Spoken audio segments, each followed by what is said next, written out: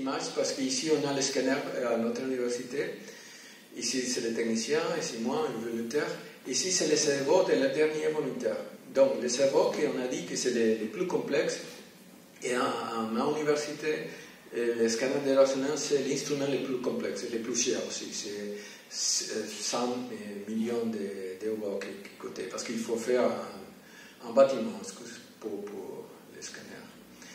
Et normalement, je suis le premier parce que comme je pratique et je fais la recherche, je suis le premier volontaire qui rentre dans les scanners, dans toutes les études pour voir que tout marche bien parce qu'à l'intérieur de l'escanner, on doit méditer, on ne doit pas méditer, on doit faire différentes choses et il faut les programmer et vérifier que tout marche bien. Bon, comme j'avais dit au début, on a fait 3 types différents de techniques. Le premier pour voir l'activité neuronale dans les sciences mentales. La différence, c'est la deuxième, excusez-moi, c'est pour voir la différence anatomique. Avec les scanners, on peut voir l'anatomie du cerveau dans une résolution de millimètres et on peut voir la matière grise, la matière blanche. Et on a fait aussi des études de connectivité fonctionnelle. La connectivité fonctionnelle, c'est pour voir comment différentes zones du cerveau ils coopèrent par exemple pour les sciences mentales, pour des choses plus complexes. Mais ça, c'est prend beaucoup de temps, on va rester sur les deux premiers. Donc pour l'activité neuronale, on a fait notre première étude. On avait 19 méditantes qui pratiquaient plus que 30 ans. Et on leur demandait de faire 3 méditations consécutives, courtes, 2 minutes chaque méditation, et seulement d'aller et d'être dans le silence mental. On voit ici l'activité dans les premières méditations, qu'il y avait activité surtout sur le lobe frontal et le lobe temporal, on croit que c'est pour l'effort, il faut faire un effort pour jeter tous les pensées. Dans la deuxième méditation, l'activité neuronale a diminué. Et dans la troisième méditation, dans laquelle la plupart des méditants ont dit qu'ils sont arrivés dans cet état de silence mental, l'activité neuronale était concentrée dans cette zone qui s'appelle la insula. Je crois qu'on dit insula aussi en français, mais en anglais c'est insula aussi. Et la insula droite dans l'hémisphère droit. Et la insula droite, il y a une fonction très importante qui c'est une fonction qu'on appelle la interoception. Et la interoception, c'est pour percevoir comment on est à l'intérieur. Et c'est très relié avec les émotions. Parce que le problème avec les mauvaises émotions, c'est qu'on a un narratif ici dans la tête et le corps souffre. Mais on ne perçoit pas le corps, on est ici dans le narratif avec les pensées. Donc si on perçoit le corps, ils savent permettre de faire une intégration de le corps et le cerveau. On a publié dans de 2015, on a fait la recherche, on a commencé de 2011 et on a pris 4 années pour publier. Ça veut dire que ça donne beaucoup de temps pour publier dans le monde scientifique. Et ici, c'est le titre en français, Mesurer de l'activité neuronale dans l'état de silence mental pendant la méditation Sahaja Yoga.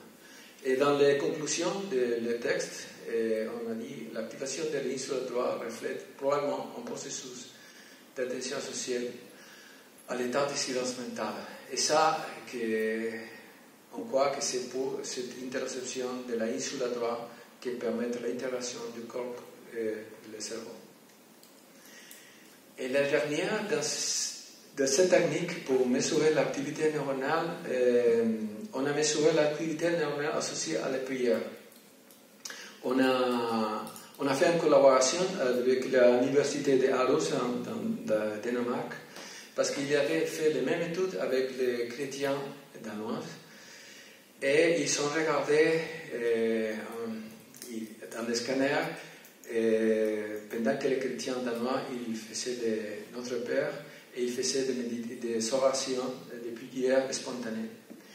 Et l'idée c'est bon, pour les yogis on fait aussi le Notre Père, on fait, parce que les Sahaja Yoga prennent des choses de différentes cultures, même de christianisme, on dit chrétien.